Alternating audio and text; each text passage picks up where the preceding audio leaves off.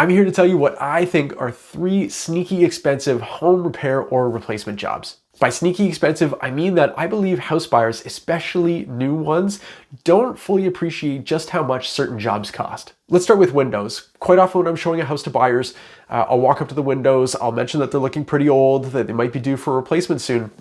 Tons of buyers that I've gone through houses with just shrug their shoulders, which usually prompts one of these from me.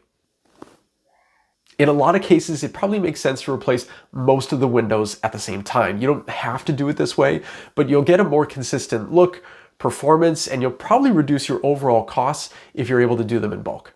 I don't think a lot of buyers realize that you probably should do them all, and if there's a decent number of windows in the house, then you're probably looking at around somewhere like at least 12 grand, but it could be 15 or more.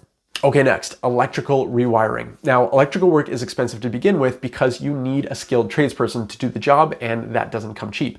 But a good skilled electrician is worth every penny. Trust me on that one. So here's the thing. If you have knob and tube wiring, which is a common reason for needing to do electrical work at a house, then that means that your house is old. And if your house is old, that means that you probably have plaster walls, at least in some sections, instead of drywall. Plaster is hard to fix, so while you may want to consider fixing it, there's a decent chance that you may be pulling down a section of the wall or even the entire wall in order to replace it with drywall. The electrical work is expensive, but then you have the added cost of opening up the walls to access the wiring, the repairs needed to close the walls back up, and then the paint probably needed afterwards. And if you haven't painted in a while and you're just spot painting the patch repair parts on the wall, then it might look funny. The old and the new paint, it might not match up very well. So then you're painting the whole wall, or the whole room, or the whole house. Last one, heating and cooling. Now, I do think a lot of people know that they're pricey, but I just wanted to include it just in case. Furnaces last about 20 years, give or take, and air conditioners are about 15.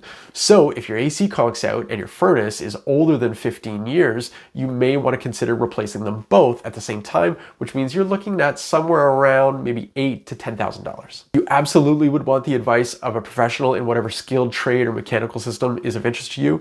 But when you're walking through a home or you're reading a home inspection and you see that these 3 things are potential issues, you at least have a general idea as to what you might be getting yourself into. I'm Harnish, Toronto Real Estate Navigator with Bosley Real Estate. I want to thank you so much for your time. I appreciate you watching, and I hope to see you again. Take care.